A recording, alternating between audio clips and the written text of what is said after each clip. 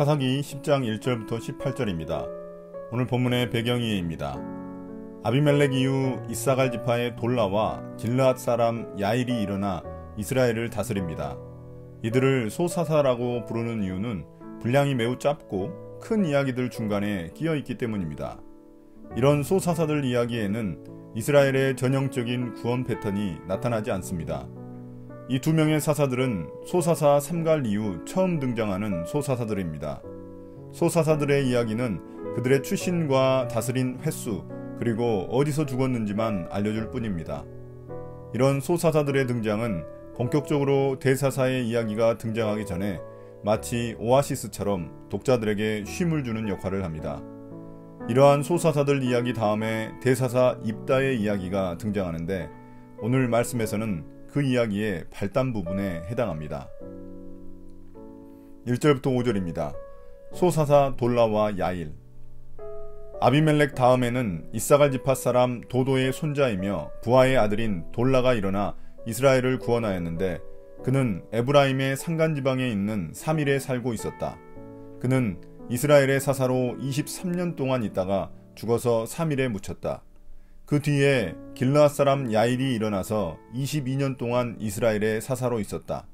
그에게는 아들이 30명이 있었는데 그들은 30마리의 나귀를 타고 다녔고 성읍도 길르앗 땅에 30개나 가지고 있었다. 그 성읍들은 오늘날까지도 하봇 야일이라 불린다. 야일은 죽어서 가몬에 묻혔다. 이제 기드온과 그의 아들 아비멜렉의 시대가 끝나고 돌라와 야일이 등장합니다. 먼저 이사갈 지파 출신 사사 돌라입니다. 그의 아버지, 할아버지 이름까지 기록된 것을 볼 때 그는 유력한 집안 사람이었을 것입니다. 그러나 그의 이름의 의미가 지렁이, 벌레인 것을 볼 때 자기 스스로는 매우 평범한 사람이었던 것 같습니다.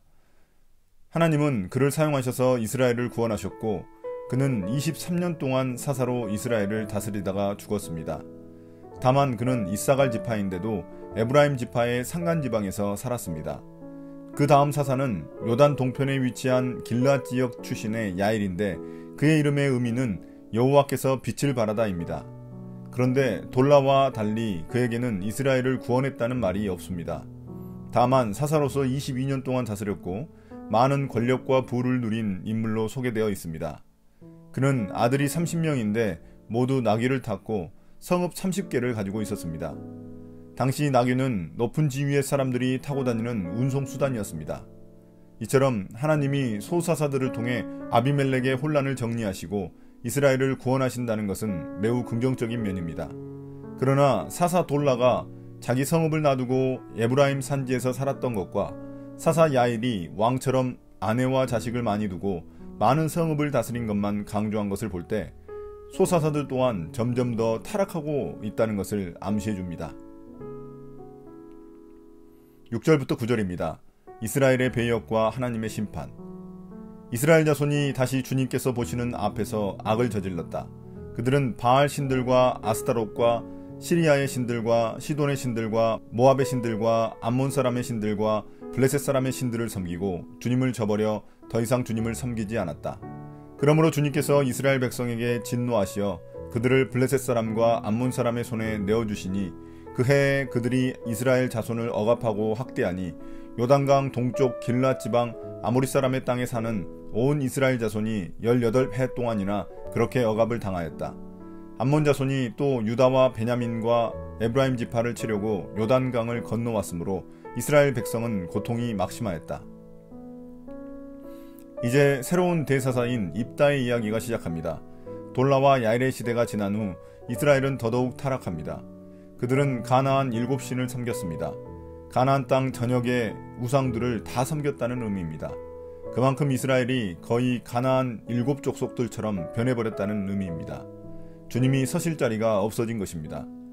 이처럼 많이 타락한 이스라엘에게 하나님은 분노하셔서 그들을 블레셋과 암몬의 손에 넘겨주셨습니다.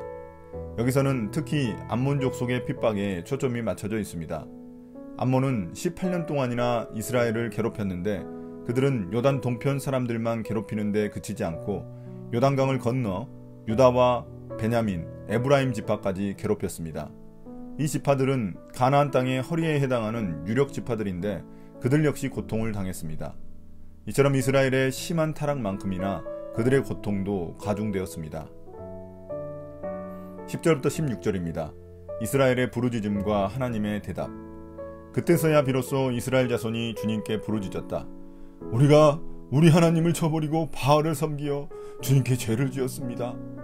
주님께서 이스라엘 자손에게 말씀하셨다. 내가 너희를 이집트 사람과 아모리 사람과 암몬 사람과 블레셋 사람에게서 구원하지 아니하였느냐? 시돈 사람과 아말렉 사람과 마온 사람이 너희를 압제할 때에도 너희가 나에게 부르짖었으므로 내가 너희를 그들의 손아귀에서 구원하여 주었다. 그런데도 너희는 나를 저버리고 다른 신들을 섬겼다. 그러므로 내가 다시는 너희를 구원하여 주지 않을 것이니 너희가 선택한 신들에게나 가서 부르짖어라. 너희가 괴로울 때에 그들에게 가서 구원하여 달라고 해라. 그러자 이스라엘 자손이 주님께 말씀드렸다. 우리가 죄를 지었습니다.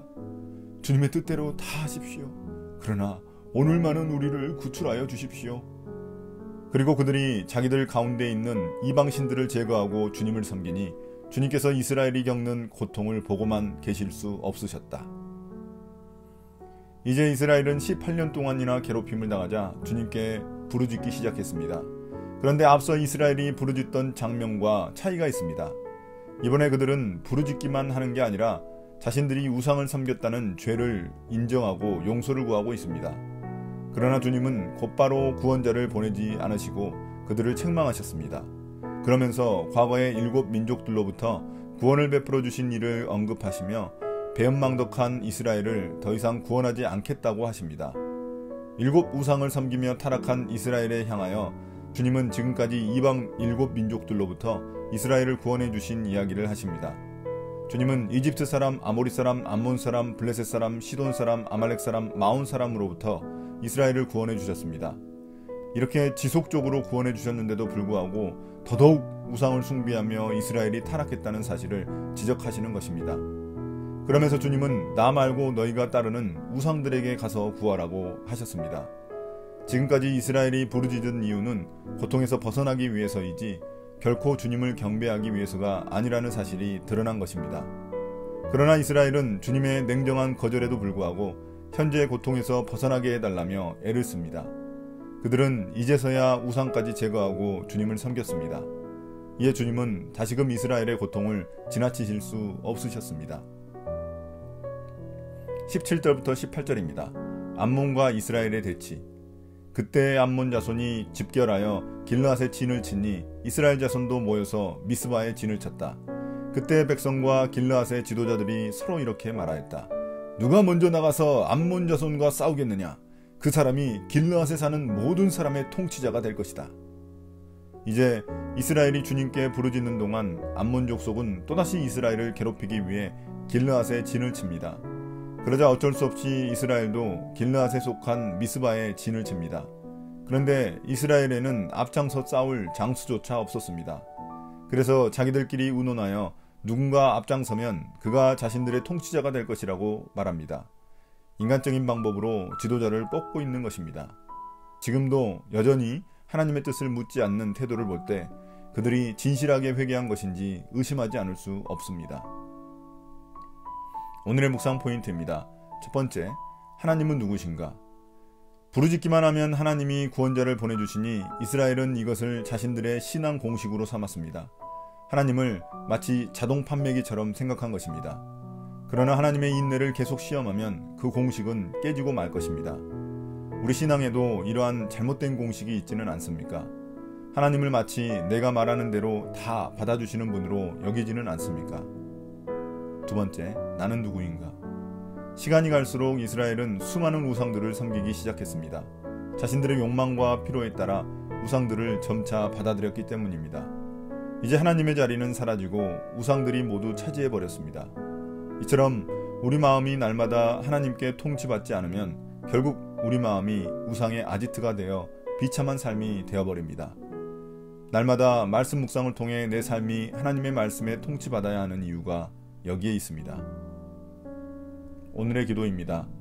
주님, 신앙을 잘못된 공식으로 합리화하지 않게 도와주세요. 회개가 무조건적인 하나님의 용서가 보장되는 것이 아니라는 사실을 명심하겠습니다. 습관적인 회개로 내 마음이 무뎌지지 않게 해주세요. 말씀 묵상을 통해 마음의 작은 틈도 미리미리 막아서 주님께 온전히 통치받는 삶이 되길 원합니다. 예수님 이름으로 기도드립니다. 아멘.